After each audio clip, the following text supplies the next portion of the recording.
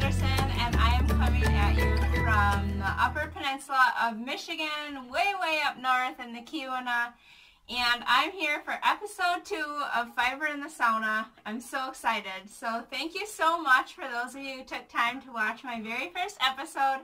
I have to admit I was pretty nervous, but it already feels slightly more natural and a little bit more comfortable. So hopefully I don't say as much in this one as I did in the last one. So anyways, moving along, I had asked you guys in the last episode what you would like to see more of, and my thoughts were I'm going to share a little bit about what my week, or in this case 2 weeks, I think it was 2.5 weeks about since I did the first episode. So I'm going to share kind of what I've been working on, what's been going on the farm, what's been going on with the knitting, and a lot of fibery stuff. So I'll just start by what we've been up to. It's been super busy. It's like winter prep right now in the UP of Michigan. This is a crazy time of year because you got to get your firewood put away. We have to situate our animals. We have to harvest some of our animals for the freezer. We have to, so much going on, that's not even talking about our house. So our house is, we're still working on getting that winterized too. So it's legit crazy, but we're getting there. Pretty soon I might actually have a regular toilet right in my house, which I'm so excited. Who would have thought a toilet could be so luxurious? But when you go without something, you realize how much you take it for granted. And then once you have it again, you realize, wow, like I am such a spoiled person normally, and I don't even know it. So anyways, so what have we been up to? My mom taught me how to tile. That was super fun. So we tiled, and then my husband and I grouted it. And what else have I been doing? Lots of fall walks. Lots of apple picking.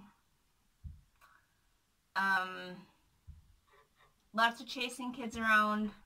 Just doing the mom thing. Like, that's most of my life, really. But yeah, it's been really fun. I did manage to get quite a bit of knitting in, even though a lot of it was ripping and frogging, which I was not super happy about, but it was good.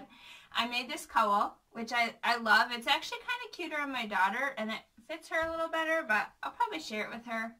But I love it. It's just, I decided I'm going to get better about using up my scrap yarns. I don't know how good you can see that. There we go. So the bottom is some pink mohair that I had.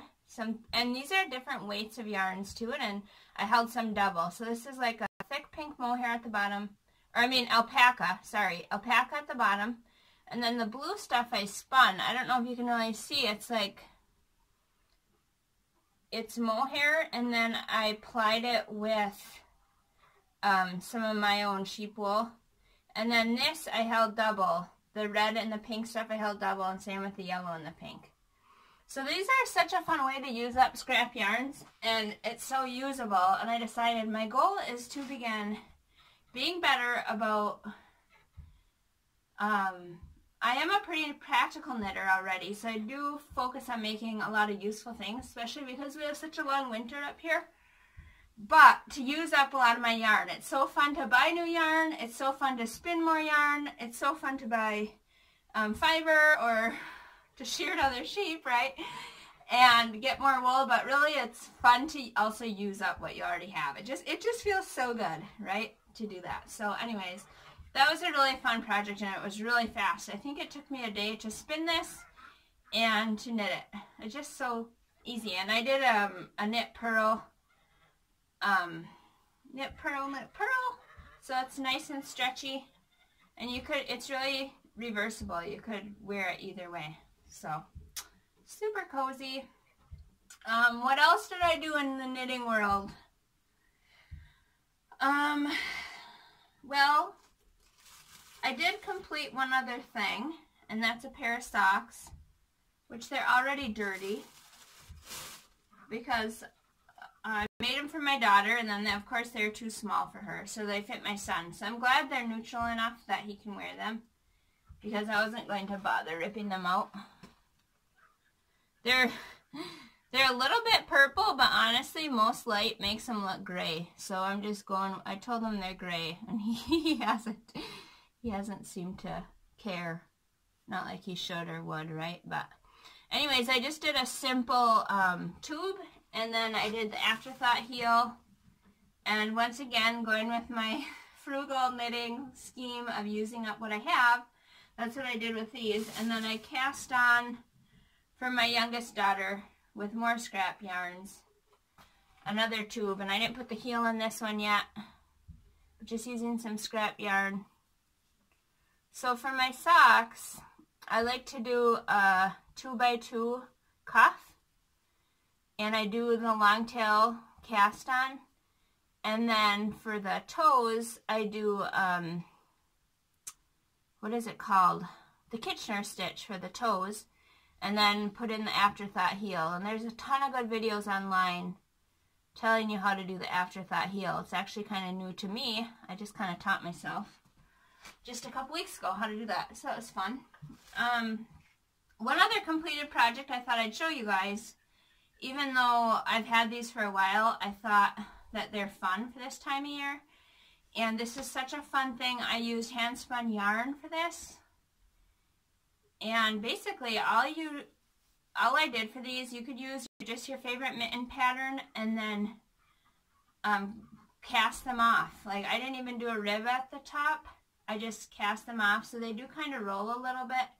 So when I'm doing certain things, they feel a little bulky right here, so it might be kind of nice to have that rib instead of the roll. But I really like how they look rolled. I think they're really pretty. I think this is a really fun way to use this is like such a rustic barn yarn that I spun. The top is just single ply. I made like an art bat out of a bunch of my wool, my own sheep's wool. And then I can't remember if it's core spun or if it's just single ply. I think it's just single ply.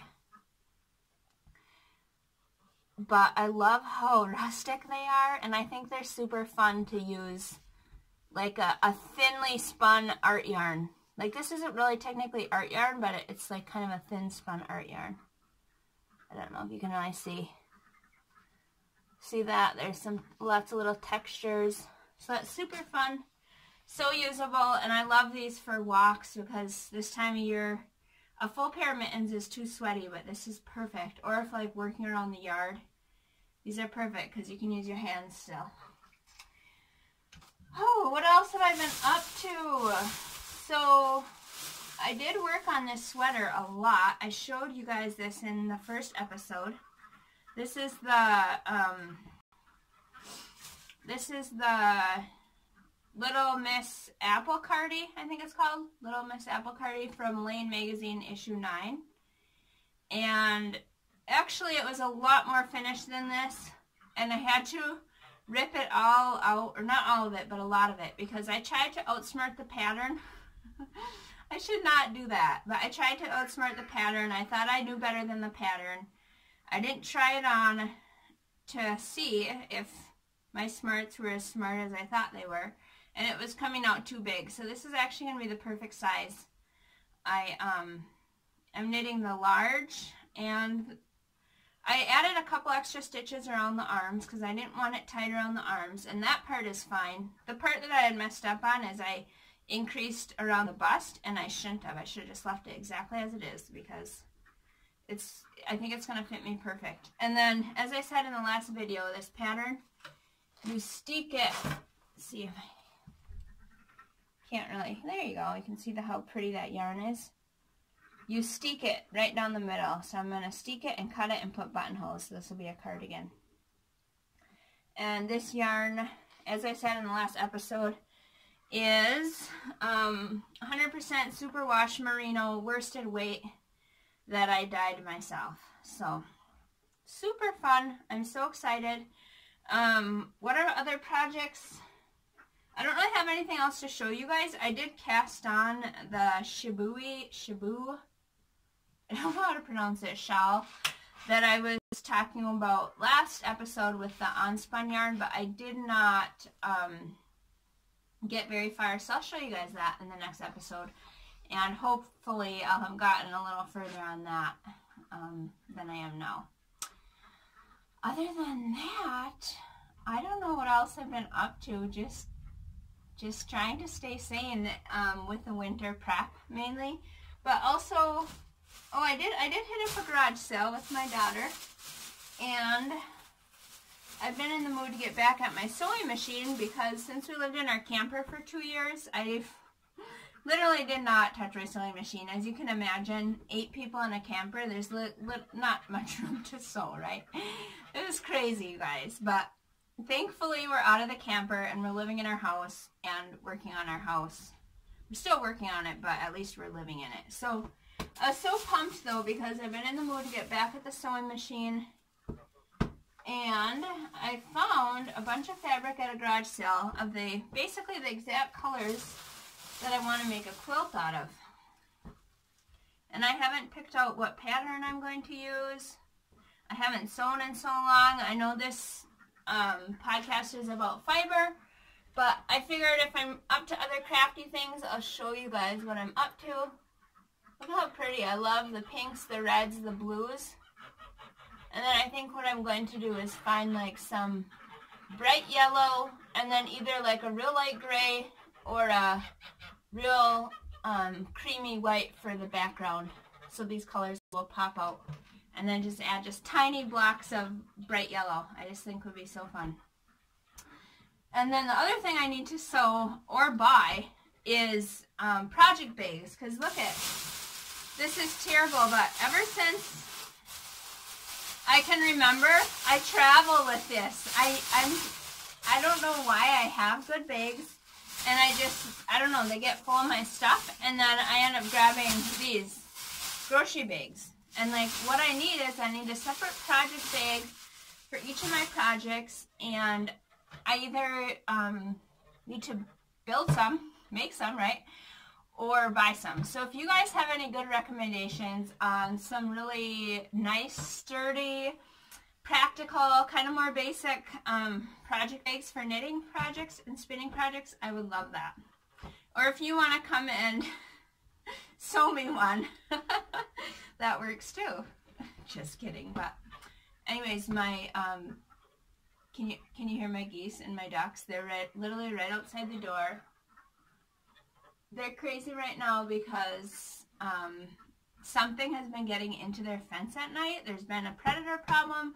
We've lost 3 ducks, so I'm really bummed. We had 11 and now we're down to 8. So tonight we have to sort that out. We have to harvest the geese because the geese we bought for the freezer, or we've bought and raised them for the freezer, and then the ducks are for laying eggs, so we're keeping those, and they're not for filling predators' bellies. So we have to find a good spot to keep them safe, a better spot, or fix their fence up. But what we're going to do is give them a better spot. So I think they're going to probably end up living with the chickens. So maybe I'll share with you guys some of that adventure next week.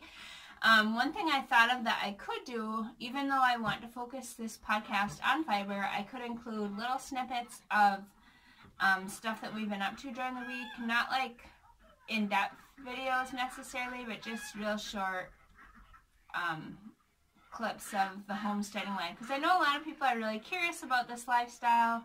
They're really curious about what we're doing. Maybe they don't understand like why we raise our own meat, or they don't understand you know, different things about the culture or just surviving the long winters up here. So I thought it would be kind of fun to maybe include just like a little snippets of that in these videos. I don't know, we'll see. If you guys can give me some feedback, that'd be super helpful, honestly, because I don't really know where I'm going with these. I just think it's really fun to inspire you, to share creativity, hopefully maybe learn something. Even though I'm not an expert knitter or spinner or anything, I think it's fun that we can all learn something from each other and continue to evolve and to grow and to learn, right, what our interests are, and to really become more connected with, not only with who you are, but with life, like with creation. In our chaotic electronic world, it's really nice to have that grounding effect, which I think is why a lot of people gravitate towards knitting, honestly, because it forces you to slow down, and it forces you to relax and to just, yeah, enjoy your life. And I've had some people ask me about this weaving up here. It's so beautiful. My dear friend Mary made that for me, and she is kind of cool because I spun the yarn for her birthday, and it's all from my own sheep, or most of it. I put a little silk in with it, or a little bits of, here, I'll take it off so you can see it more closely. And what she did is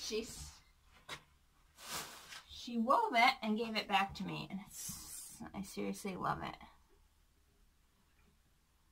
I need to figure out some better lighting for in here, but I love how it came out. She's so talented. And she's on Instagram, and her handle is Anchoring Decor. Anyways, yeah, so I hope you enjoyed this episode. If you have any questions, if you have feedback, especially feedback, what you guys want to see more of, I would love to hear that. As far as what's coming up, I don't know. I think my focus the next couple weeks, honestly, even though I hope to do a lot of knitting in the evenings or whatever, just to calm my mind, hopefully make a lot of progress on this,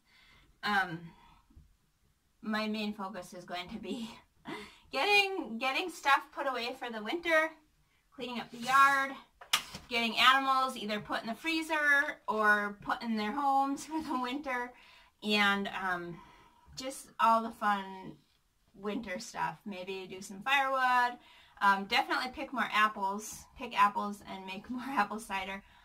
Yeah, there's a lot to do, but it's all a lot of fun, so it makes the busyness